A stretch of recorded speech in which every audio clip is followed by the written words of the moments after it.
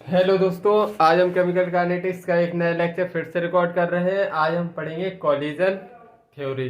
Collision theory को समझते हैं। सबसे पहले हेडिंग लगाएंगे collision theory. Collision theory as per this theory as per this theory reactant molecule collide with each other. Reactant molecule collide with each other. Collide with each other. Chemical reaction take place. Chemical reaction take place. Chemical reaction takes place.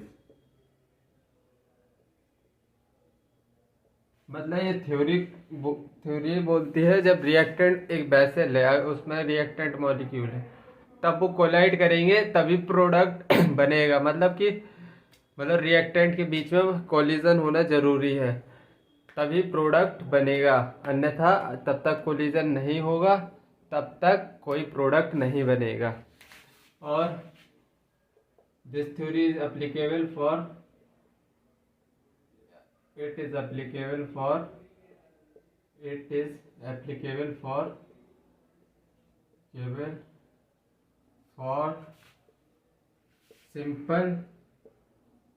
simple bimolecular reaction।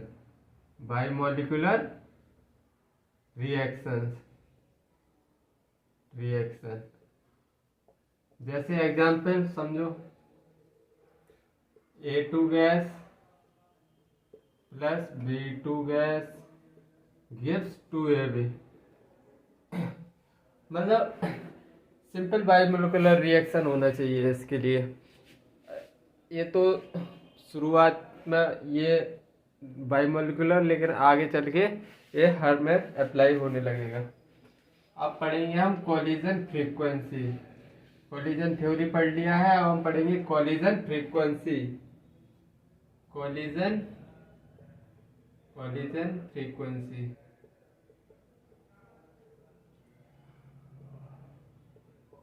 Collision frequency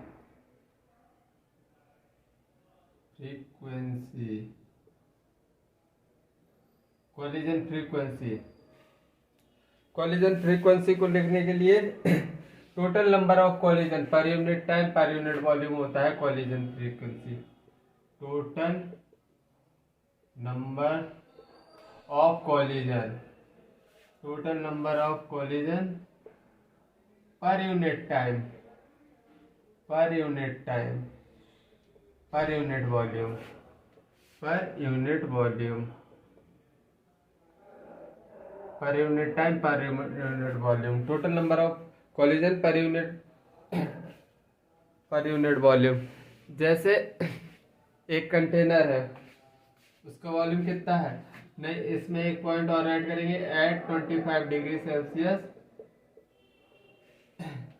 10 power -20 plus 20 at 25 degree celsius total कितने collision होते हैं? Value of Z. Collision frequency को Z से भी denote करते हैं। Eight 25 value of Z कितनी है? 10 पावर 25 से 10 पावर -20। अरे यार, माइनस क्यों लग रहा बार बार? 29। ये एक मोल से भी ज्यादा बड़ा नंबर है कि एक पर यूनिट टाइम में इतने कॉलिजन होते हैं। मतलब जैसे एक सपोज दैट एक कंटेनर बनाया मैंने, एक कंटेनर बनाया,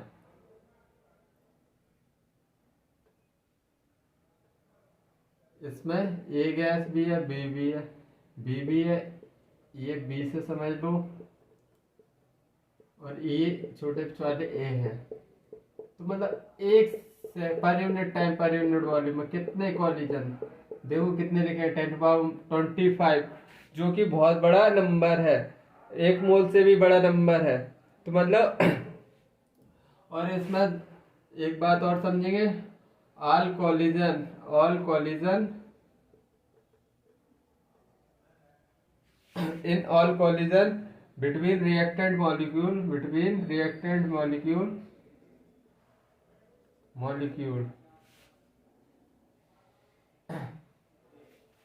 cannot convert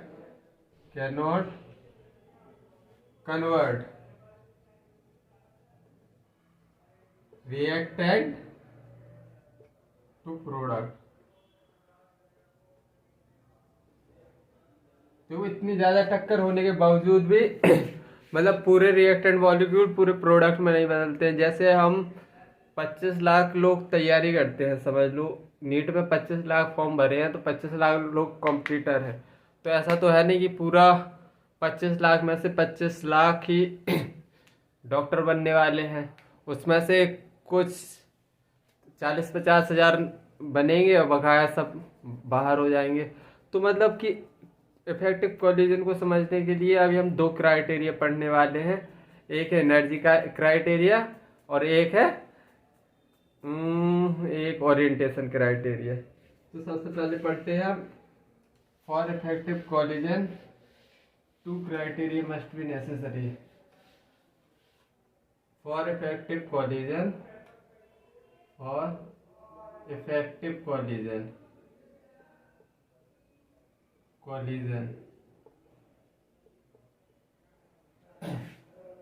following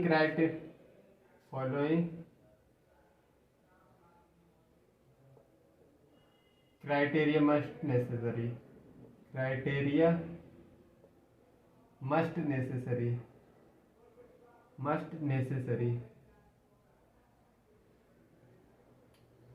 पहला क्राइटेरिया इसमें आएगा क्या, एनर्जी क्राइटेरिया समझने वाले हैं सब। एक ग्राफ है, इस ग्राफ को अच्छे से समझना, तुमको सब समझ आ जाएगा। एक क्राइटेरिया है और इधर से A2 + B2 ये रिएक्टेंट मॉलिक्यूल है। इधर सपोज दैट थ्रेशोल्ड एनर्जी है कि मतलब यहाँ तक तो ये थ्रेशोल्ड, ये डेफिनेशन में आगे लिखवा दूंगा। ये थ्रेशोल्ड एनर्जी क्या होता है, मतलब रिएक्टेंट है, रिएक्टेंट को मिनिमम थ्रेशोल्ड एनर्जी तक पहुंचना बहुत ही जरूरी है। जैसे A2 + B2 गिव्स, चलो मैं बॉन्ड के हिसाब से बता दे रहा हूँ। Just suppose that AA + BB, अब ये बनाएंगे ट्रांजिशन स्टेट AA BB, ये रिएक्शन करेंगे तो ट्रांजिशन स्टेट बनेगा जो कि हाईली अनस्टेबल होता है। देन फाइनली 2AB बन जाएंगे, AB + AB 2AB बन जाएंगे। पुराने बॉन्ड टूटेंगे, नए बॉन्ड बनेंगे। तो ऐसा ये एनर्जी ऑफ रिएक्टेंट एनर्जी, मतलब इन रिएक्टेंट को बाहर से इतनी एनर्जी दो कि इधर थ्रेशोल्ड तक पहुंचने इनको जरूरी है, तभी वो प्रोडक्ट बना पाएंगे। तो बाहर से हम एनर्जी देंगे और ये पहुंचेगा कहाँ, थ्रेशोल्ड एनर्जी तक। ये थ्रेशोल्ड एनर्जी है। और जो बाहर से एनर्जी दी है उसको क्या बोलेंगे, activation energy, EA activation energy. तब ये अब इनकी थ्रेशोल्ड एनर्जी पे हाई एनर्जी सबसे हाईएस्ट होती है, मतलब ये थ्रेशोल्ड मैक्सिमम एनर्जी होगी। तो ये अब क्या हाईली अनस्टेबल होंगे, तो क्या प्रोडक्ट बनाएंगे। तो फाइनली ये प्रोडक्ट इनने बनाया, ऐसे प्रोडक्ट बन गया। इधर AB प्रोडक्ट बन गया। तो देखो इसकी प्रोडक्ट की एनर्जी कम भी हो सकती है, ज्यादा भी हो सकती है प्रोडक्ट की एनर्जी। तो इधर एनर्जी ऑफ प्रोडक्ट क्या आ रही है, एनर्जी ऑफ प्रोडक्ट कम आ रही है। तो मतलब ये कौन सा ग्राफ हुआ। और इसको बोलेंगे सपोज दैट अगर रिएक्शन इस तरफ जा रही है तो इसको activation energy of forward reaction. अगर इसी रिएक्शन को हम बैकवर्ड डायरेक्शन में चलाएंगे तो ये क्या, अभी कौन सी रिएक्शन है, एक्सोथर्मिक है, क्योंकि एनर्जी ऑफ प्रोडक्ट कम है। तो ये एक्सोथर्मिक रिएक्शन है।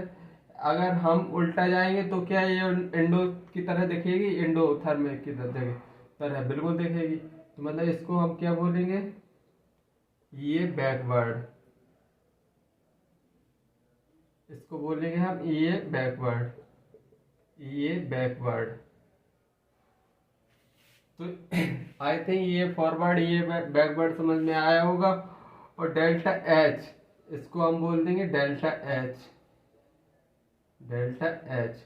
डेल्टा एच बेसिकली क्या होता है, energy of product minus energy of reactant. Energy of product और एनर्जी ऑफ प्रोडक्ट कम है, मतलब कि डेल्टा एच नेगेटिव आने वाला है। एनर्जी ऑफ प्रोडक्ट क्या है, कम है। एनर्जी ऑफ रिएक्टेंट इधर ज्यादा है। एनर्जी ऑफ रिएक्टेंट ज्यादा है मतलब कि डेल्टा एच ओवरऑल नेगेटिव आने वाला है। ये एक्सोथर्मिक का ग्राफ है, एक्सोथर्मिक। अब चलो इसी तरह हम इंडो के लिए भी समझ लेते हैं।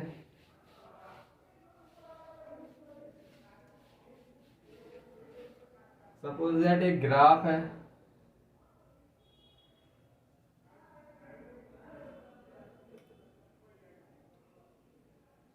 एनर्जी ऑफ रिएक्टेंट इधर से गया गया गया, थ्रेशोल्ड पर जैसे ही पहुंचा फिर वो प्रोडक्ट बनाएगा, क्योंकि इधर थ्रेशोल्ड पे एनर्जी सबसे ज्यादा होती है। अगर एनर्जी ज्यादा तो अनस्टेबल, एनर्जी ज्यादा तो स्टेबल कम रहेगा ना। जिसके पास एनर्जी ज्यादा होती है वो स्टेबल बहुत कम रह पाता है। सपोज दैट मेरे पास पैसे नहीं है तो मैं आराम से सोऊंगा पूरी रात, और अगर मेरे पास पैसे होंगे तो मुझे एकदम टेंशन रहेगी कि ये रुपए कहाँ लगाऊं, किस बैंक में डालूं, मतलब मैं हाईली अनस्टेबल हो जाऊंगा। तो मतलब अगर तुम्हारे पास पैसे नहीं है तो तुम बढ़िया स्टेबल हो बहुत फायर तरीके से। इसको एनर्जी ऑफ रिएक्टेंट बोलेंगे। एनर्जी ऑफ रिएक्टेंट है, ये energy of product, energy of product. Suppose that A2 plus B2 और गिव्स कर रहे हैं 2AB।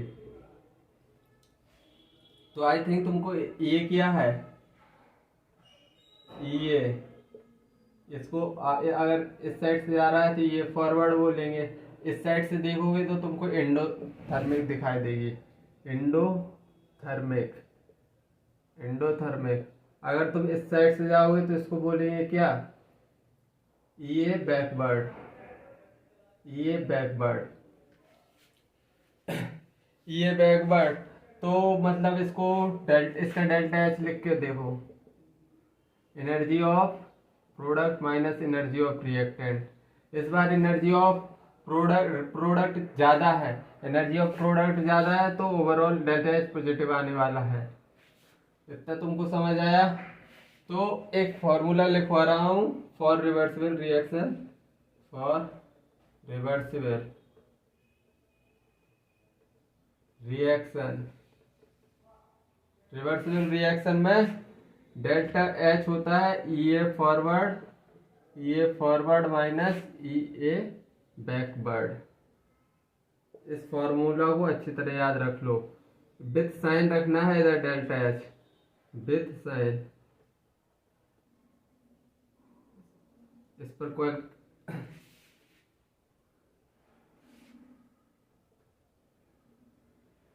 With sign. चलो इतना एनर्जी क्राइटेरिया समझ में आया। अब चलो कुछ जो टर्मिनोलॉजी यूज की है, थ्रेशोल्ड एनर्जी और एक्टिवेशन एनर्जी, इसका मतलब समझा दे रहा हूँ, डेफिनेशन में लिखवा दे रहा हूँ। वैसे तुमको समझ में आ गया होगा। पहला है energy, threshold energy, threshold energy, threshold energy. Minimum energy barrier, minimum energy barrier, energy minimum energy barrier which a collision need, which a collision need to cross, which a collision need to cross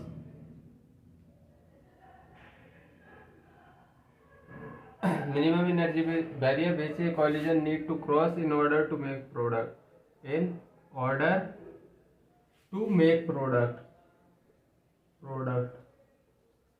अगर reactant की energy अगर हमने बाहर इतनी नहीं दी कि वो threshold energy तक पहुंच जाए तो वो कभी प्रोडक्ट बना ही नहीं सकता। मतलब कि थ्रेशोल्ड एनर्जी तक पहुंचना, रिएक्टेंट को इतनी एनर्जी दो कि उसको थ्रेशोल्ड एनर्जी तक पहुंचना ही, अगर उसको प्रोडक्ट बनवाना चाहते हो तो तुम।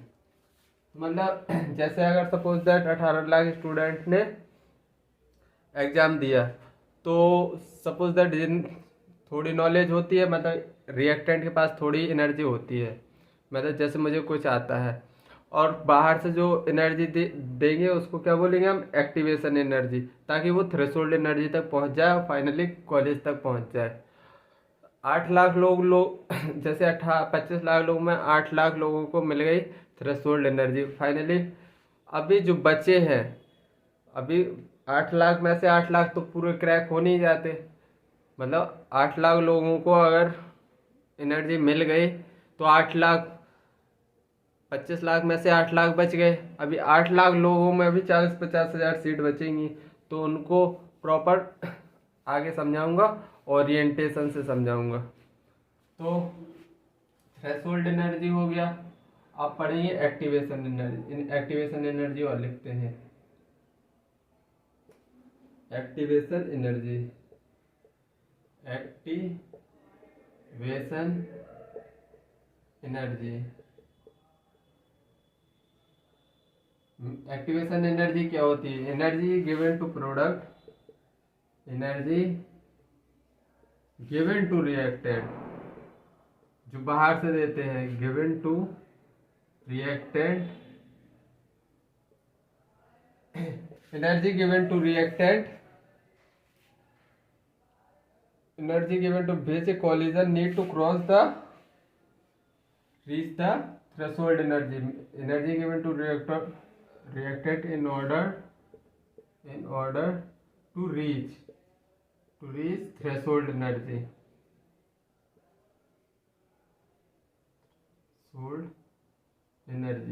मतलब ये बाहर से इतनी एनर्जी दी जाए, उसको एक्टिवेशन एनर्जी किसको बोलते हैं? बाहर से अगर रिएक्टेंट मॉलिक्यूल एनर्जी दी जाए जो कि थ्रेशोल्ड एनर्जी तक पहुंच जाए, वो उसको बोलते हैं हम activation energy. Activation energy higher than, activation energy हमेशा पॉजिटिव होती है, ये इसको एक्टिवेशन एनर्जी को ये बोलते हैं, is always positive, always positive. Higher the value of ये, हायर द वैल्यू ऑफ ये, slower the reaction, slower the reaction. मतलब ऐसे समझ लो, 1 2 3, अरे यार गलत बन गया।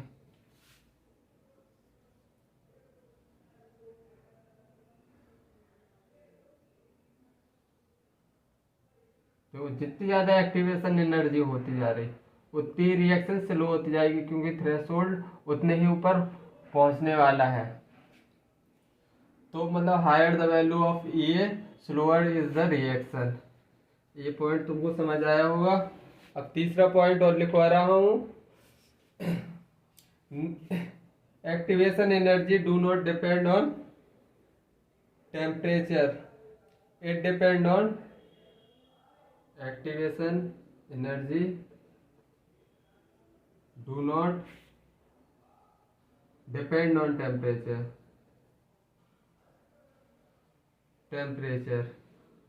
टेम्परेचर पर डिपेंड नहीं करता है, it depend on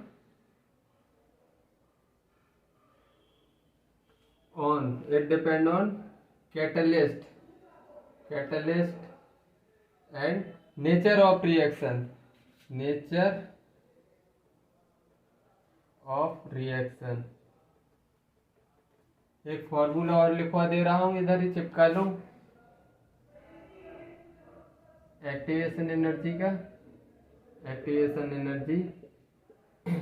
activation energy मतलब टोटल थ्रेशोल्ड एनर्जी। अभी मैंने ग्राफ बनवाया था, थ्रेशोल्ड एनर्जी नीचे से ऊपर तक पूरा होता है माइनस रिएक्टेंट की एनर्जी, ई थ्रेशोल्ड माइनस ई रिएक्टेंट। अरे तुमको क्या बताऊं, ये थी थ्रेशोल्ड एनर्जी, ये थ्रेशोल्ड, ये होती है ई रिएक्टेंट, मतलब ये होता है एक्टिवेशन एनर्जी। एक्टिवेशन एनर्जी कैसे निकालेंगे इतनी, ई थ्रेशोल्ड माइनस ई रिएक्टेंट निकल आएगी थ्रेश एक्टिवेशन एनर्जी। अरे चलो अभी मैं रब करके बता दे रहा हूँ,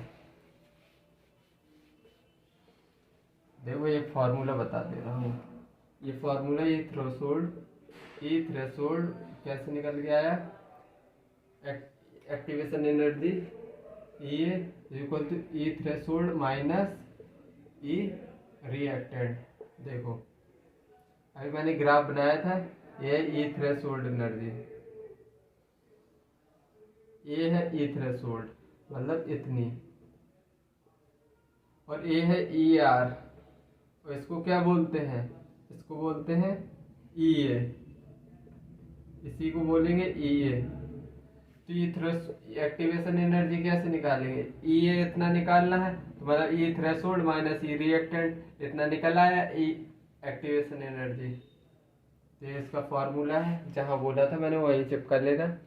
चलो अब ओरिएंटेशन। अब देखो कुछ 8 लाख बच्चों में 50,000 के सिलेक्शन होने हैं, मतलब बकाया कहाँ कहाँ गए ये बकाया स्टूडेंट, तो मतलब उनके ओरिएंटेशन क्राइटेरिया समझा रहा हूँ जिसमें तुमको समझ आएगा। ओरिएंटेशन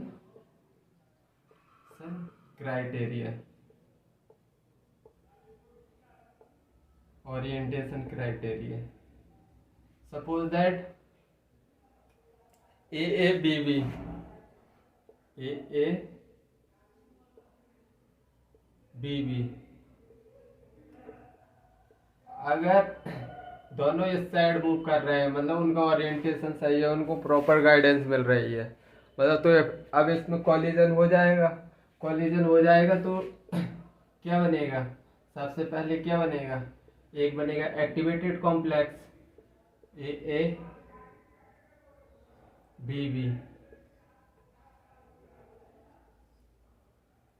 एक्टिवेटेड कॉम्प्लेक्स बन गया। और फाइनली ये एक्टिवेटेड कॉम्प्लेक्स हाईली अनस्टेबल होता है, तो अब क्या बना लेंगे, ए बी 2 बना लेंगे। अगर तुम टीचर की बात नहीं मान रहे हो, अपने हिसाब से पढ़ाई कर रहे हो,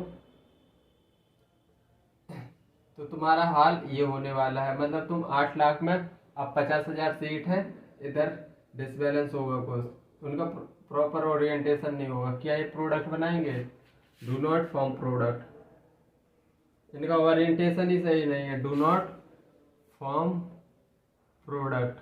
तो मतलब बकाया बच्चे 8 लाख में से जिनका ओरिएंटेशन सही नहीं होगा, मतलब जिनको प्रॉपर गाइडेंस नहीं मिली होगी कि तुमको ये पढ़ना है, पढ़ तो रहे हैं 18 घंटे लेकिन सिलेक्शन नहीं हो रहा है। सिलेक्शन नहीं हो रहा है मतलब क्या है, तुम्हारा पढ़ने का जो तरीका है ओरिएंटेशन मतलब वो गलत है। तुम कुछ भी पढ़ रहे हो, आना है न्यूमेरिकल तुम पढ़ रहे हो थ्योरी, तो एक ओरिएंटेशन क्राइटेरिया आई थिंक समझ आया होगा। चलो एक क्वेश्चन और करवाता हूँ।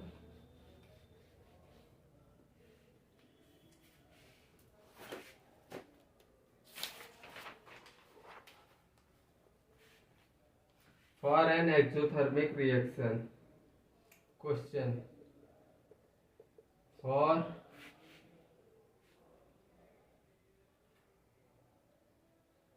For an exothermic reaction, for an exothermic reaction, ऐसा क्वेश्चन बार बार पूछा जाता है, इसलिए ये क्वेश्चन करना थोड़ी जरूरी है। डेल्टा एच गिवन है इसका -70 किलोजूल पर मोल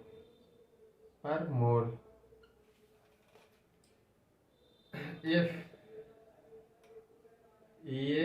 ए से भी कितना है 70 kilojoule per mole, then find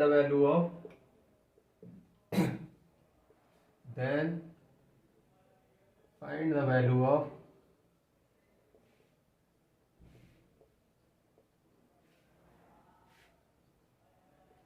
E A B से ए। पहला option 50 kilo joule, B option 70 kilo joule, C option 90 kilo joule, D option 100 kilo joule. तो अब इसको सॉल्व करेंगे। Delta H is equal to E A forward minus E A backward. Delta H given है -70, with sign रखना है, ये with sign रखना है, विद साइन। तो ये हमेशा दोनों पॉजिटिव होते हैं, एक्टिवेशन एनर्जी और हमेशा पॉजिटिव होंगे। डेल्टा एच 70 -70 और ये फॉरवर्ड दे दिया है ए से बी। ए से बी जाएंगे फॉरवर्ड रिएक्शन है, बी से ये आएंगे बैकवर्ड रिएक्शन पूछी है। 70 माइनस ये बैकवर्ड पूछा है, 70 है,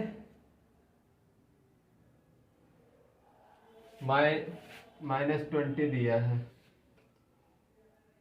ये बैकवर्ड पूछा है तो ये बैकवर्ड कितना आया, 70 + 20 कितना निकल के आ गया, 90 किलो जूल। है कोई ऑप्शन? सी ऑप्शन सही है। चलो अब हम आगे बढ़ते हैं।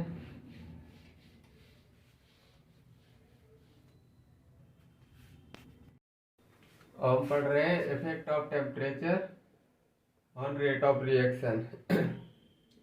Effect of temperature on rate of reaction, on rate of reaction।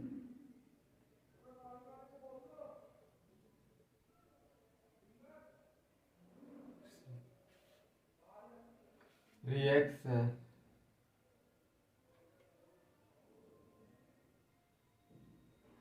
effect of temperature on reaction।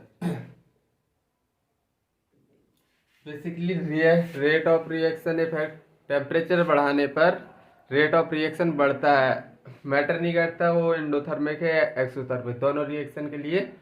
जैसे ही तुम टेम्परेचर बढ़ाओगे रेट ऑफ रिएक्शन बढ़ेगा। वो उससे मतलब नहीं है रिएक्शन एक्सोथर्मिक है या एंडोथर्मिक, मतलब rate of reaction, rate of reaction increase on increasing the temperature, on increasing the temperature। Temperature बढ़ाने पर रेट हमेशा बढ़ेगा ही बढ़ेगा। अब हम पढ़ रहे हैं टेम्परेचर कॉफिशिएंट। हम पढ़ रहे हैं टेम्परेचर कॉफिशिएंट।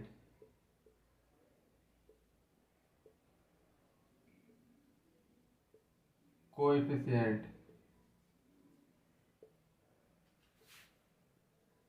इसको म्यू से डिनोट करेंगे। On increasing it is observe that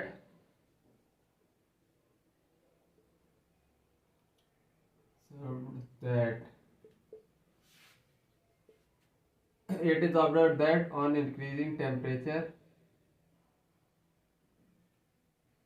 on increasing temperature by 10 degrees Celsius, rate of reaction becomes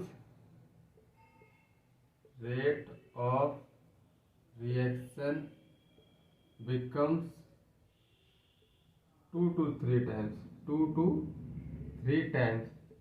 rate of reaction अगर हम 10 डिग्री सेल्सियस से टेम्परेचर बढ़ा रहे हैं तो मतलब रेट ऑफ रिएक्शन 2 से 3 टाइम्स बढ़ जाएगा ऑफ ओरिजिनल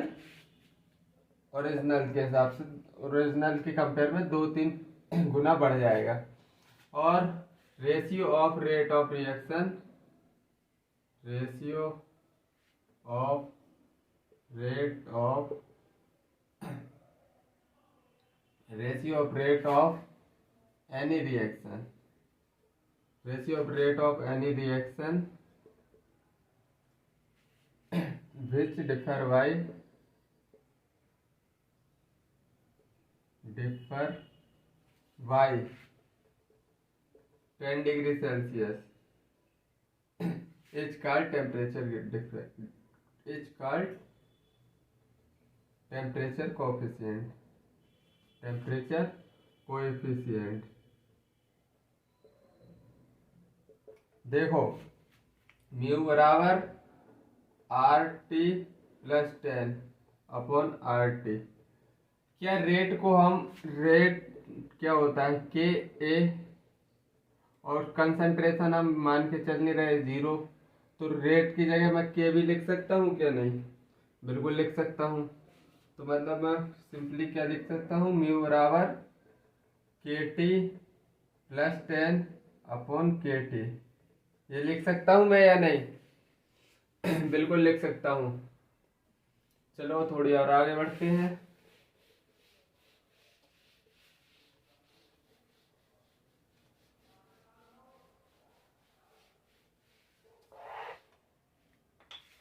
चलो और आगे बढ़ते हैं, नोट लगाते हैं। नोट म्यू होगा वो या तो 2 से ज्यादा होगा, म्यू इज मतलब म्यू इज का क्यों देखो, म्यू होगा, जो म्यू होगा या तो 3 से कम होगा या 2 से ज्यादा होगा। If not given in question, first point. Second point, if not given in question, अगर क्वेश्चन में म्यू ना दिया हो देन एज्यूम, हमको एज्यूम करना है म्यू इज इक्वल टू 2, हमको एज्यूम करना है। इफ टेम्परेचर, एक चीज और लिखवा रहा हूं, if temperature of reaction is increase from T1 से T1 टू T2, तो T1 पे रेट कांस्टेंट होगा K1, T2 पे रेट कांस्टेंट होगा K2। अब इसका मैं डायरेक्ट फॉर्मूला लिखवा दे रहा हूँ, ये तुम याद कर लो कहाँ से आया है कैसे आया है। ये बिल्कुल तुमको दिमाग नहीं लगाना है, बिल्कुल दिमाग नहीं लगाना है, क्योंकि वो डेरिवेशन अपने बिल्कुल काम का नहीं है। तो simply mu T2 minus T1 upon कितना 2 10, बस ये फॉर्मूला याद रख लो, तुम्हारे सभी न्यूमेरिकल्स निकल जाएंगे। बस तुमको इतना याद रखना है। चलो अब क्वेश्चन की प्रैक्टिस करवा दे रहा हूँ ताकि तुम्हारे कंसेप्ट क्लियर हो जाए अच्छे से।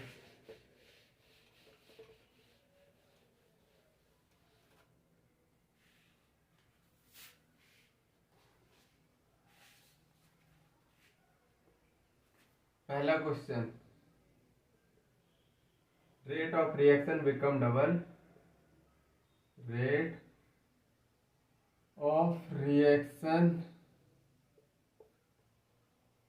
Become double, double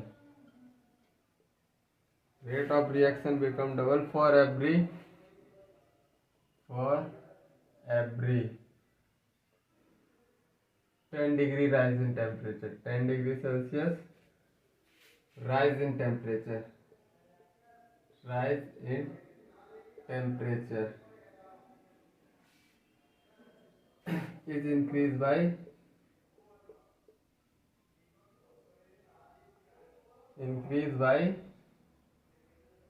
50 degree Celsius.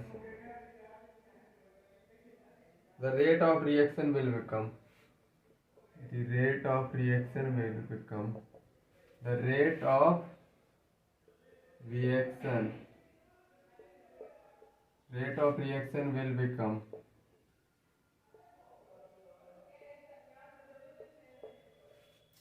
पहला option 8 times, B option 16 times, C option 32 times, D option 64 times. अब देखो rate of reaction become double, म्यू दे दिया है हमको 2 और temperature increase by 50 degree Celsius. T2 upon T minus T1 कितना दे दिया है 50। और सिंपली रेट ऑफ रिएक्शन पूछ रहा है, मतलब K2 अपॉन K1। हमने क्या फॉर्मूला पढ़ा था, mu power T2 minus T1 upon 10, यही तो पढ़ा था हमने फॉर्मूला। यही फॉर्मूला पढ़ा था, तो बस ये इसी में बस सिंपली वैल्यू रख दो। म्यू कितना है 2, T2 माइनस T1 50 दिए हुए हैं, 50 अपॉन 10, 5 टाइम्स कट गया तो कितना आ गया 2 की पावर 5, 2 दूनी 4, दूनी 8, दूनी 16, दूनी 32, 32 टाइम्स 2 की पावर 5 इज इक्वल टू 32 ही आएगा। ये हमारा आंसर है। बस ऐसे ही क्वेश्चन बनते हैं नीट में, सेम डिट्टो ऐसे ही क्वेश्चन आएगा अगर आएगा तो। और एक और क्वेश्चन करवा दे रहा हूँ इसी प्रोफाइल में, थोड़ी डिफरेंट कर, थोड़ी उसमें सीखने को और चीज मिल जाएंगी तुमको।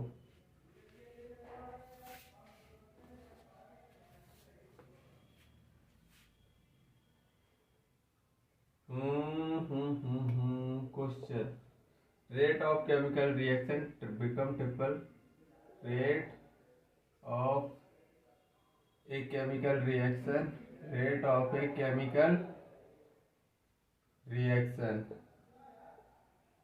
Rate of a chemical reaction triple for every 10 degree rise in temperature, for every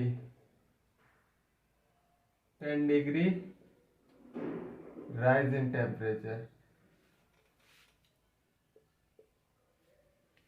rise in temperature, if the initial temperature is 30, if the initial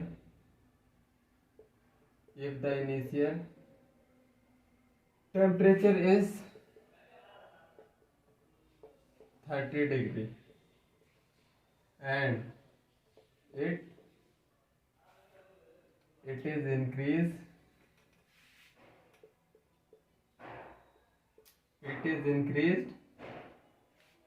to 60 degree Celsius, the rate will become,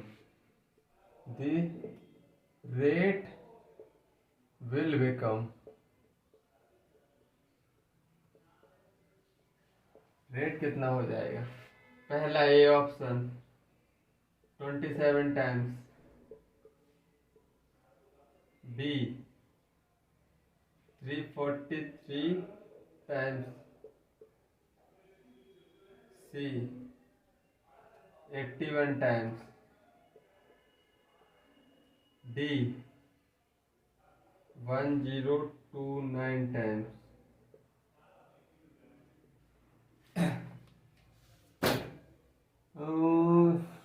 rate of a reaction triple, मतलब mu तुमको समझ आया कहाँ से निकालेंगे। Mu triple दे दिया है हमको क्वेश्चन में, mu is equal to triple for every 10 degree rise in temperature if the initial temperature is 31। T1 दे दिया है कितना, T1 कितना दे दिया है भाई मेरे, जल्दी बताओ। T1 दिया है 30 डिग्री सेल्सियस और T2 कितना दिया है, इट इज इंक्रीज टू लिखा है 60 डिग्री सेल्सियस। बस इधर इतना ही समझना था टेम्परेचर का। अब बस फॉर्मूला लगा दो, फॉर्मूला क्या होता है म्यू का फॉर्मूला K2 अपॉन K1 का फॉर्मूला होता है mu T2 minus T1 upon T1, यही तो फॉर्मूला होता है 10।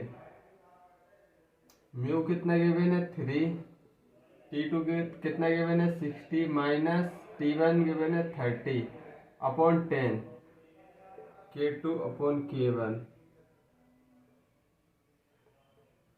अब K2 अपॉन K1 कितना निकल के आया 3, ये हो जाएगा इज इक्वल टू 30/10 मतलब 3 की पावर 3, तो 3 × 3 × 3 कितना निकल के आया 27, मतलब 27 टाइम्स। आंसर ऑप्शन ए है, ऑप्शन ए। आई थिंक ये क्वेश्चन तुमको समझ आया होगा। और आज का लेक्चर हम इधर ही समाप्त करते हैं। तब तक के लिए बाय, जय हिंद, खुश रहो, मस्त रहो और अपने अच्छे से पढ़ाई करो। ओके। मैं पढ़ा तो अपने हिसाब से मतलब अच्छा कंटेंट देने की कोशिश कर रहा हूँ, जैसा तुमको सही लगे देखो। जब तक के लिए बाय।